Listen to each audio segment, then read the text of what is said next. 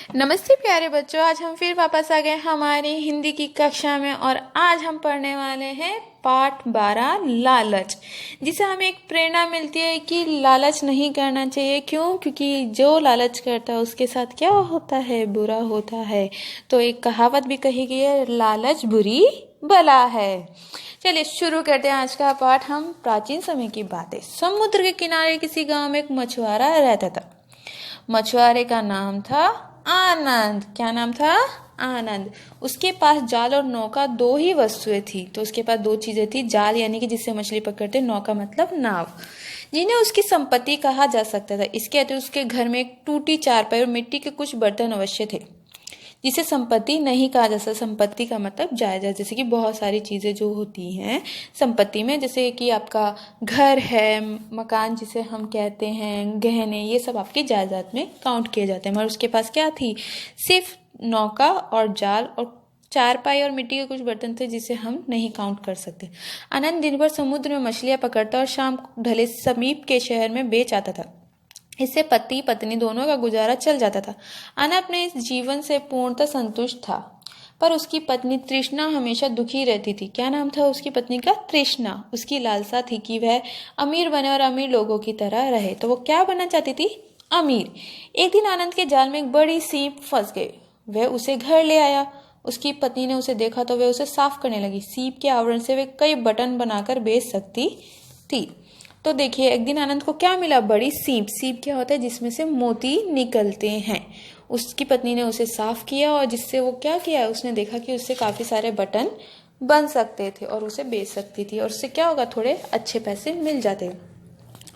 उसे एक अच्छी साड़ी की जरूरत थी। उसे विश्वास था कि इस सीप के बटनों से वह साड़ी खरीद सकेगी। जैसे ही उसने सीप को साफ किया, उसे एक अंडाकार मोती निकला। वह मोती देखकर बहुत खुश। उससे आनंद से कहा, तुम इस मोती को बेच दो। इतना बड़ा मोती सारी दुनिया में कहीं नहीं होगा, अतः इसकी काफी कीमत मिल जाएगी। फिर हम शान से रहेंगे। अचानक मोती से आवाज आई, मुझे मत बेचो, अपने पास ही रखो। इसके बदले में प्रत्येक दिन सुबह तुम जो मांगोगे वह मैं तुम्हें दे दूंगा। तो मोती एक तरह से क्या निकला? जादुई, वो बोलने वाला मोती था। जैसे मोती को उसने बेचने की बात की, किसने? आनंद की पत्नी यानी कि तृष्णा ने। तो मोती में से आवाज आई कि मुझे मत बेचो, मैं सुबह शाम वो चीज दूंगा तुम्हें जो तुम चाहती हो। आनंद मोदी को देखकर बड़ा चकित हुआ। उसने उसकी बात मान ली। अगले दिन सुबह उसने उससे अपने लिए एक महल मांगा। तुरंत ही झोपड़ी की जगह एक महल बन गया। महल तो बन गया, पर उसमें पानी की व्यवस्था नहीं थी। सुबह तृष्णा के कहने पर आनंद ने मांगा कि महल में पानी की व्यवस्था हो जाए। उसी समय वहां एक बढ़िया कुआं भी बन गया। परंतु जब वे महल में रहने लगे तो उन्होंने अच्छे कपड़ों की भी मांग की। महल की अलमारियां कपड़ों से भर गई। तो यहाँ पे जो जो चीज उसकी पत्नी और उसने मांगी वो सब चीजें मिलती गई, जैसे कि घर मिला उन्हें, फिर उसमें पानी और फिर कपड़े, सब चीजें। उस रात तृष्णा ने आनंद से कहा, इस महल में टूटी चारपाई, फटे पुराने कपड़े और मिट्टी के बर्तन अच्छे नहीं लगते। मोती से कहो कि हमें सुंदर कपड़ों तथा महल को पलंग और कुर्सियों से सजा दे। आनंद ने अगले दिन लज्जित भाव से मोती के सामने अपनी मांग रखी तो महल में पलंग, कुर्सियां एवं विभिन्न जरूरत के सामानों का ढेर लग गया। तो जैसे उन्होंने, उसकी पत्नी ने क्या सोचा कि और चीजें लेनी चाहिए, तो उसने और चीजें मांगी, जैसे पलंग मांगे, नए कपड़े मांगे, मिट्टी के बर्तन की जगह दूसरे बर्तन, तो वो सब चीजें भी आ गई। अच्छे बर्तन, गहने भी आ गए, किंतु जीविकोपार्जन के लिए अभी आनंद नौका पर ही मछलियां पकड़ता था। अपनी पत्नी की जीत पर अगले दिन उसने एक बड़ा जहाज और उस पर आवश्यक सभी उपकरण मांगे। तो अब मोती से उन्होंने क्या मांगा? यानी कि नाव और उसमें कुछ औजार। परंतु समस्या का समाधान इससे भी नहीं हुआ। व्यवसाय की उन्नति के लिए गाड़ियों और हेलीकॉप्टरों की आवश्यकता है। उसे मोती से ये सब भी मांगना पड़ा। एक तरफ आनंद और तृष्णा के पास धन संपत्ति, बंगला, गाड़ियां और हेलीकॉप्टर आ गए, तो दूसरी तरफ उनका चैन समाप्त हो गया। व्यवसाय की चिंता, धन संपत्ति और मोतियों के लूटे जाने का भय भी उन्हें परेशान करने लगा।